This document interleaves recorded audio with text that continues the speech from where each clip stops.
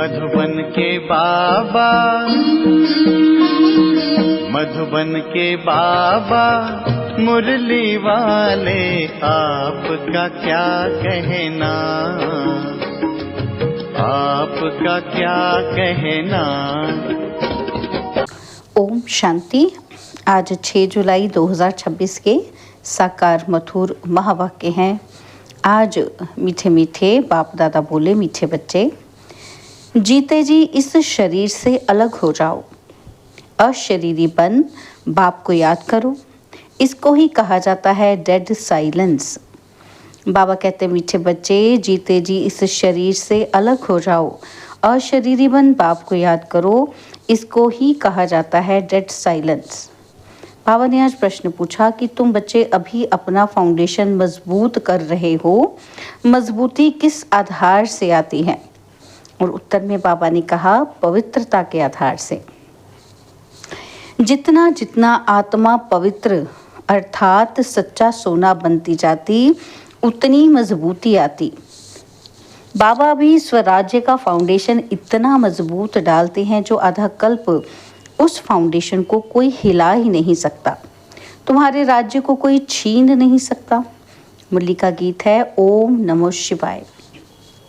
ओम शांति। बाबा कहते हैं, मुझे याद करो अर्थात अशरीरी बनो, अर्थात डेड साइलेंस। जैसे मनुष्य मरते हैं तो डेड साइलेंस हो जाती है। कहते हैं इनका शरीर शांत हो गया, शरीर और आत्मा अलग हो गई, खत्म हो गया। और यहाँ भी तुम बच्चे जब बैठते हो तो इसको डेड साइलेंस कहा जाता है। जीते जी अशरीरी बन जाओ, अपने को आत्मा समझो, बाप को याद करो। तुम जानते हो ये सच्ची शांति है और वो लोग शांति को नहीं जानते। डेड साइलेंस का अर्थ तो जानते ही नहीं। डेड साइलेंस क्यों कहते हैं? याद दिलाते हैं कि वो मर गया, शांत हो गया। तुम भी मर जाओ, तुम भी शांत हो जाओ। बड़े बड़े लोग गांधी की समाधि पर जाते हैं और वहां जाकर कहेंगे डेड साइलेंस अर्थात शांति में बैठो। तुमको भी मालूम है कि हम आत्मा शांत स्वरूप हैं। दुनिया को पता ही नहीं कि हम अपने स्वरूप में टिक जाते हैं। हमारा स्वधर्म है शांत, हमारी आत्मा शांत स्वरूप है। उनको ये पता ही नहीं, इसलिए शांति मांगते हैं। आत्मा कहती है शांति चाहिए। आत्मा अपने स्वधर्म को भूली हुई है। वास्तव में आत्मा का धर्म ही शांत है। फिर आत्मा क्यों कहती है कि अशांति है? अशरीरी हो बैठ जाओ, वह तो हठ से प्राणायाम चढ़ा देते हैं तो जैसे मर जाते हैं। उसको कहा जाता है आर्टिफिशियल शांति। तुम बच्चों को पता है कि हमारा स्वधर्म शांत है। तुम आत्मा स्वराज्य ले रही हो, आत्मा ही सब कुछ बनती है। आत्मा बैरिस्टर बनती है। आत्मा कहती है हमको राज्य चाहिए। आगे भी राज्य लिया था बाप से, अब फिर लेने आए हैं। मनुष्य देह अभिमान में है तो दुख में है। अभी तुम समझते हो कि हम आत्मा हैं, अपने परमपिता परमात्मा से स्वराज्य लेने आए हैं। तुम आत्मा को राजाई चाहिए। इस समय आत्मा स्वराज्य मांगती है बेहद के बाप से। श्री कृष्ण को तो स्वराज्य था और फिर गुम हो गया। अब बाप आकर तुम आत्माओं को राज्य देते हैं। इसको राजयोग कहा जाता है। परमपिता परमात्मा राजयोग सिखलाते हैं। मनुष्य देह अभिमानी होने के कारण कहते हैं कि मैं फलाना हूँ, मैं देह को ही समझ लेते हैं। वास्तव में मैं आत्मा करती है। आत्मा कहती है मैं ये चीज़ उठाता हूँ। फीमेल कहेगी मैं उठाती हूँ। वास्तव में आत्मा तो मेल है। मैं आत्मा बाप का बच्चा हूँ। आत्मा कहती है कि बाबा हम आपसे स्वराज्य ले रहे हैं। आत्मा को स्वराज्य देते हैं परमात्मा। भक्ति और ज्ञान में देखो कितना फर्क है। शिव का मंदिर भी होता है तो सबसे जास्ती घंटे भी शिव के मंदिर में बजते हैं। उनको जगाते हैं, जगाते तो सबको हैं। सवेरे सवेरे बैंड बाजे बजते हैं और यहाँ बाप बच्चों को जगाकर देवता बनाते हैं। घंटे आदि बजाने की कोई बात नहीं। बाप कहते हैं तुमको स्वराज्य चाहिए तो पहले पवित्र बनो।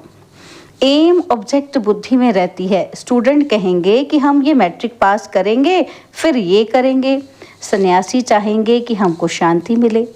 एक कहानी भी है ना कि रानी के गले में हार पड़ा था, ढूंढती थी बाहर, तो वह भी शांति को बाहर ढूंढते हैं, परंतु आत्मा तो स्वयं शांत स्वरूप है। आत्मा अपने स्वधर्म को भूल अपने को शरीर समझ बैठी है और बाप फिर स्मृति दिलाते हैं कि तुम आत्मा हो, तुम आत्मा ने 84 जन्म भोगे हैं। यह बातें दूसरा कोई समझा न सके।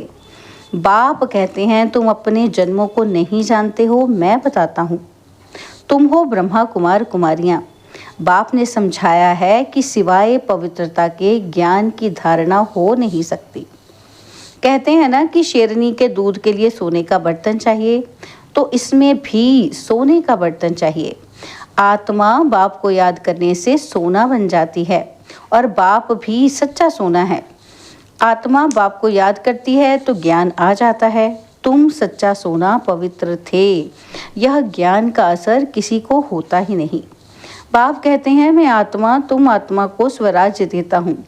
यह स्वराज्य मिलेगा तब जब पुरानी सृष्टि का अंत और नई सृष्टि की आदि होगी। मनुष्यों को हद की राजाई है, बेहद की राजाई मनुष्यों को कभी मिलती नहीं। विश्व का मालिक बन न सके, तुम बनते हो बाप द्वारा। भगवान बाप को ही तुम्हारे 84 जन्मों का मालूम है। देवताएं अपने जन्मों को जान नहीं सकते। अगर जान जाएं तो दुखी हो जाएं कि क्या सीढ़ी उतरते जाएंगे, राजाई का सुख ही गुम हो जाए। यहाँ तुमको पता है, जानते हैं, क्या जानते हैं कि हम आत्मा हैं। इसमें संशय की बात ही नहीं। एक दो से सुनकर वृद्धि होती जाती है। यह दैवी धर्म का झाड़ स्थापन हो रहा है। तुम समझ सकते हो कि ये हमारे ब्राह्मण कुल का आया हुआ है। इसने पूरी भक्ति की है, फिर बाप से वर्षा लेने आया है। ज्ञान पूरा होता है, फिर भक्ति शुरू होती है। ये किसी को पता ही नहीं है। मकान भी नया और पुराना होता है ना। कच्चे मकानों की आयु ज़रूर कम होगी। आजकल मकान बहुत पक्के बनाते हैं। भल अर्थक्वेक आदि हो तो भी मकान गिरे ही नहीं, नुकसान ना हो, बहुत मजबूत बनाते हैं। फाउंडेशन जास्ती पक्का बनाते हैं। अब फाउंडेशन पड़ रहा है स्वराज्य का। आत्मा को 21 जन्म के लिए राज्य मिलता है। यहाँ की राजाई तो कुछ है नहीं। आज राजाई है, कल किसी ने चढ़ाई की, खलास। फाउंडेशन कोई का है नहीं। मनुष्य का भी फाउंडेशन नहीं। आज है, कल मर जाएं। अभी तुम्हारा फाउंडेशन बाबा पक्का डाल देते हैं। जो 21 जन्म तुम राज्य भाग्य पाते हो, तुम्हारी राजाई का पक्का फाउंडेशन पड़ता है। तुमको कोई भी धरती का तूफान हिला न सके। गीता में भी कहते हैं कि बाबा हमको स्वराज्य देते हैं, जिसको कोई ले न सके, गिरा न सके। ऐसी बादशाही देते हैं जो जरा भी दुख की बात नहीं रहती। आत्मा को कितनी खुशी होनी चाहिए। निश्चय तो है ना। निश्चय नहीं है तो वो स्वर्ग में चलने के लायक ही नहीं। इतने ढेर ब्रह्मा कुमार कुमारियां वृद्धि को पाते रहते हैं। तुम जानते हो ज्ञान सागर पतित पावन हमको पढ़ाकर राजयोग सिखा रहे हैं। वो फिर कह देते हैं श्री कृष्ण ने सिखाया। ये कैसे समझें कि शिव बाबा ने मनुष्य तन में आकर सिखाया। भारत ही पवित्र था, अब अपवित्र पतित है। देवताओं के आगे जाकर उन्हों की महिमा गाते हैं। शिव के आगे कभी ऐसा नहीं गाएंगे कि तुम सर्वगुण संपन्न 16 कला संपूर्ण हो। शिव की महिमा अलग है। वह ज्ञान का सागर पतित पावन, सर्व का सद्गति करने वाला, सर्व की झोली भरने वाला भोलानाथ है। ऐसे बाप को सब भूले हुए हैं। परमपिता परमात्मा को बुलाते हैं कि आकर दुख हरो सुख दो। सुख हरता दुख हरता, सुख करता दुख हरता तो एक ही है। उनकी ही श्रेष्ठ मत है, वह है श्री श्री भगवान की मत, जिससे तुम बच्चे भी श्रेष्ठ बनते हो। गवर्नमेंट भी कहती है कि भ्रष्टाचारी दुनिया है, अब श्रेष्ठ कौन बनाए पता ही नहीं पड़ता है। समझते हैं साधु लोग बनाएंगे, परंतु वह तो श्रेष्ठ बना नहीं सकते। यह तो बाप का ही काम है ना। तो पहले एक राजा के हुक्म पर चलते थे, सतयुग में तुमको वजीर आदि कोई भी नहीं है। बादशाह में भी ताकत रहती है, वजीर का नाम गाया ही नहीं जाता। तुम समझते हो कि हमने विश्व का मालिक बन राज्य चलाया था, ऐसे ही जाकर चलाना है जैसे चलाया था। बरोबर सतयुग में लक्ष्मी नारायण का राज्य था ना, तो हर एक को अपनी अपनी राजधानी मिलेगी। श्री कृष्ण को अपनी राजधानी होगी, दूसरे भी राजाएं होते हैं ना, तो कम से कम 8 तो है ना, और फिर 8 हैं व 108 हैं, आगे चल पता पड़ जाएगा। ऐसे नहीं कि जो पिछाड़ी में ज्ञान देना है वो अभी देंगे, जो जिएंगे बाप ज्ञान देते रहेंगे, देना ही है। ड्रामा में नूंद है, परमात्मा का भी अभी पाठ है, वह ज्ञान देने का पाठ अभी नूंधा हुआ है। बाप कहते हैं आगे चल तुम बहुत समझने वाले हो, दिन प्रतिदिन समझाते रहते हैं, यह भी पता चले कि हम वहाँ राजधानी कैसे करते हैं, स्वयंवर कैसे होता है। तुम ध्यान में जाते हो, बैकुंठ में जाकर देखते भी हो कि कैसे वहाँ सोने के महल है, सोना ही सोना है। अपने को पारसपुरी में देखते हो, सोने की ईंटों के मकान बन रहे हैं। समझते हैं थोड़ी ईंटें ले जाएंगे, फिर उतरते हो तो अपने को यहाँ देखते हो। मीरा भी ध्यान में अपने को रास करते श्री कृष्ण के साथ देखती थी।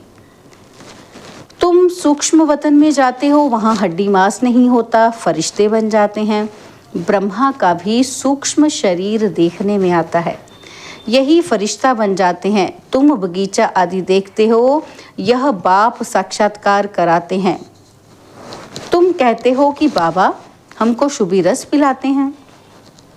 अब सूक्ष्म वतन में तो पिला ना सके, फल फूल बैकुंठ में बड़े फर्स्ट क्लास होते हैं, सूक्ष्म वतन में तो बगीचा ही नहीं होगा।